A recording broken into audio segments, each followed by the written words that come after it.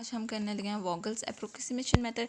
वोगल approximation method में मैं आपको क्या बताने लगी हूँ, यहाँ पर आपके पास कोई भी एलपी मॉडल गिवन होगा।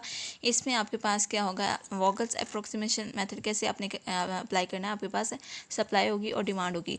आप सप्लाई चेक करें तो आपके पास सप्लाई क्या है 15, 25 और 5 है, और डिमांड आपके पास क्या है 5, 15, 15 और 10। आप अगर सप्लाई चेक करें तो सप्लाई को ऐड करें तो 45 आता है, और डिमांड को ऐड करें तो 45 आता है। तो आपके पास सप्लाई और डिमांड क्या हो गया 45 हो गया, दोनों इक्वल हो गए। लेकिन अगर आपके पास क्वेश्चन में सप्लाई और डिमांड इक्वल नहीं होता तो तब आप क्या करते हो, इनको इक्वल करते हो। उसके लिए एक अलग मेथड है। उसके बाद यहाँ पर आपको मैं क्या बताने लगी हूँ, रोज पेनल्टीज और कॉलम पेनल्टीज कैसे बनाते हैं, और किस सेल को आपने ऑक्यूपाई करना है किस टाइम, ये आपको बताने लगी हूँ। तो यहाँ पर हम स्टार्ट करते हैं वोगल्स अप्रोक्सीमेशन मेथड, क्योंकि हमारे पास सप्लाई और डिमांड दोनों क्या हो गए, इक्वल हो गए हैं। जब ये दोनों इक्वल होंगे तब भी हम इस मेथड को अप्लाई कर सकते हैं। अप्लाई करते हैं जी। यहाँ पर हमारे पास रो है, रो में हम क्या करते हैं, रो में जो भी दो मिनिमम नंबर होंगे उनको हमने सब्ट्रैक्ट करना होगा हर रो में से। फर्स्ट रो हमारे पास क्या है 10, 0, 20 और 11 है। इसमें दोनों मिनिमम नंबर कौन सी हैं, 10 और 0 है, तो 10 - 0 तो आपके पास 10 आ जाएगा। नेक्स्ट आपके पास रो है, इसमें 12, 7, 9 और 20 है। इसमें दो मिनिमम नंबर कौन से हैं, 9 और 7 है, तो 9 - 7 2 आ जाएगा आपके पास। नेक्स्ट हमारे पास क्या है, थर्ड रो में मिनिमम नंबर कौन से हैं, 0 और 14 है, तो आपके पास क्या आ जाएगा 14 आ जाएगा। नेक्स्ट हमारे पास कॉलम में चेक करें, कॉलम में मिनिमम नंबर्स कौन से हैं, 0 और 10 है, तो आपके पास 10 आ जाएगा। सेम काम आपने कॉलम में करना है जो आपने रो में किया था। तो रो में इस कॉलम में दो मिनिमम नंबर कौन से हैं, 0 और 7 है, तो आपके पास 7 आ जाएगा। यहाँ पर दो मिनिमम नंबर कौन से हैं, 9 और 16 है, तो 16 - 9 आपके पास 7 आ जाएगा। नेक्स्ट हमारे पास मिनिमम नंबर कौन से हैं, 11 और 18, तो 18 - 11 आपके पास अगेन 7 आ जाएगा। यहाँ पर आपने अब पेनल्टीज तो आपने बना ली। पेनल्टीज बनाने के बाद आपने क्या करना होता है, आप कोई भी सी भी रो या कॉलम चूज़ कर सकते हो जिसकी आपने मैक्सिमम पेनल्टी को लेके सेल को ऑक्यूपाई करना होगा। आप रो को लेके भी चल सकते हो और कॉलम को लेके भी चल सकते हो, आपकी मर्ज़ी है। आप रो में जैसे हमारे पास क्या है, रो पेनल्टी में मैक्सिमम क्या है 14 है, और कॉलम पेनल्टी में हमारे पास क्या है मैक्सिमम 10 है। अब आप दोनों में से कोई भी चूज़ कर सकते हो। यहाँ पर मैं चूज़ करने लगी हूँ आपके पास, यहाँ पर मैं चूज़ कर लेती हूँ कॉलम पेनल्टी चूज़ कर देती हूँ। कॉलम पेनल्टी में हमारे पास मैक्सिमम कहाँ पर आ रहा है, ये 10 मैक्सिमम है।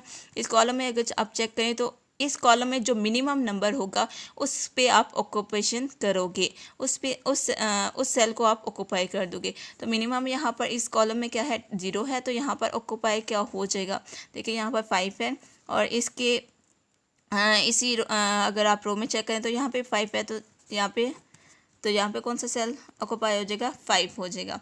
आपने 5 को ऑक्यूपाई कर दिया। अब कोई से भी दो रो या कॉलम एट अ टाइम अगर 0 हो रहे होंगे तो आपने क्या करना होता है, एक को 0 कर दो और एक में कोई सा भी मिनिमम नंबर लेके आप उसमें 0 ऑक्यूपाई कर देते हो। अब यहाँ पर इस रो में अगर हम चेक करते हैं तो यहाँ पर मिनिमम कौन सा है 10 है, और यहाँ पर मिनिमम कौन सा है 14 है, तो आप दोनों में से किसी पे भी 0 ऑक्यूपाई कर सकते हो।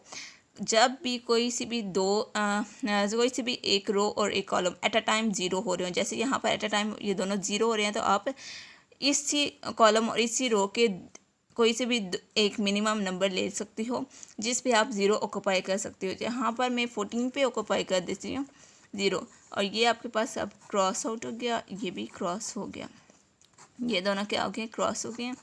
नेक्स्ट हम लेते हैं जी रो पेनल्टी लेते हैं, 0 - 11 तो 11 आ जाएगा, 9 - 7 2 आ जाएगा। तो यहाँ पे कुछ भी नहीं है तो आप डैश डाल दोगे। इस कॉलम में कुछ भी नहीं है तो ये ख़त्म हो गया है। यहाँ पर 0 - 7 7 आ जाएगा, 20 - 9 तो आपके पास क्या आ जाएगा 11 आ जाएगा, 20 - 11 तो 9 आ जाएगा।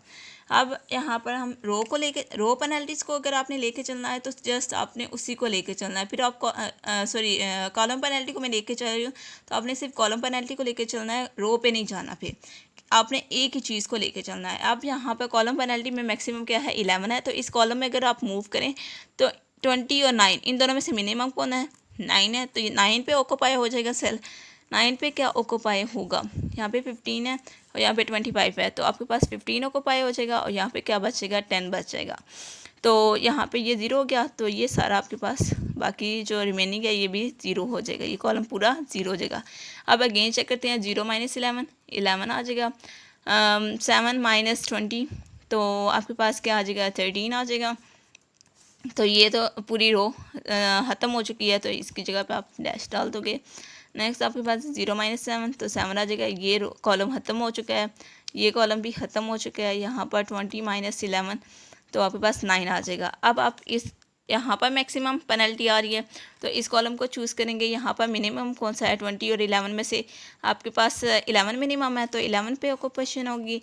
यहाँ पर 10 है और यहाँ पे 15 है, तो 10 को ऑक्यूपाई करोगे और यहाँ पे 5 बचेगा, और बाकी आपके पास क्या आ जाएगा, ये 0 हो जाएगा, ख़त्म हो जाएगा। अब आपके पास क्या बच गया है, ये बच गया है। यहाँ पे अगर आप एक ही आपके पास कॉलम बच गया तो ऑब्वियसली 7 ही आएगा, यहाँ पर नेक्स्ट पेनल्टी 7 ही आएगी। तो यहाँ पर आप अगर चेक करें तो यहाँ पर आपके पास क्या होगा, पहले आप कहाँ पे ऑक्यूपेशन करोगे, आपके पास मिनिमम कौन सा है, यहाँ पर 0 है, तो ऑक्यूपेशन क्या आएगी 5, तो यहाँ पे 10 बचेगा। नेक्स्ट ऑक्यूपेशन क्या आ जाएगी, 7 पे आ जाएगी, तो आपके पास 10 आ जाएगा। आई होप कि आपको इतनी बात समझ आ गई होगी आपने कैसे ऑक्यूपाई करना है। एक बार मैं आपको सारी बात रिपीट कर दूं, जब आप पेनल्टीज़ बना चुके हों, पेनल्टीज़ बनाने के बाद आप रो पेनल्टी में से भी चूज़ कर सकते हो, कॉलम में से भी कर सकते हो। मैंने कॉलम पेनल्टी में से जो मैक्सिमम नंबर था वो आपने चूज़ किया, तो जो मैक्सिमम नंबर था वो मैक्सिमम नंबर किस कॉलम का था उस कॉलम को चूज़ किया, और उस कॉलम में से जो मिनिमम सेल था वहाँ पर मैंने ऑक्यूपाई कर दिया है, वहाँ पर मैंने ऑक्यूपेशन की है। अब ये आपके पास कंप्लीट हो गया है सारा प्रोसीजर कंप्लीट होने के बाद जहाँ जहाँ पे ऑक्यूपेशन हो गया वहाँ पर वो आप सेल लिखते हो 5x0 प्लस यहाँ पर क्या है 5x0 plus 10x7 plus 0x14 plus 15x9 plus 10x11। इसको कैलकुलेट करते हैं, कैलकुलेट करने के बाद जो आंसर आएगा वो आपके पास इस मॉडल का आंसर होगा। कैलकुलेटर पे इसको कैलकुलेट करके चेक करते हैं। तो जब हमने कैलकुलेटर पे कैलकुलेट किया है इसका आंसर, तो हमारे पास आंसर क्या गया 315 आ गया। ये आपके पास इसका रिक्वायर्ड आंसर है। आई होप कि आपको मेरी वीडियो पसंद आई होगी। मेरा वीडियो लेक्चर अगर आपको पसंद आया तो प्लीज़ मेरे चैनल को सब्सक्राइब कीजिएगा, लाइक कीजिएगा और शेयर कीजिएगा। और कोई भी क्वेश्चन हो तो आप मुझसे पूछ सकते हैं। ओके, अल्लाह हाफिज़।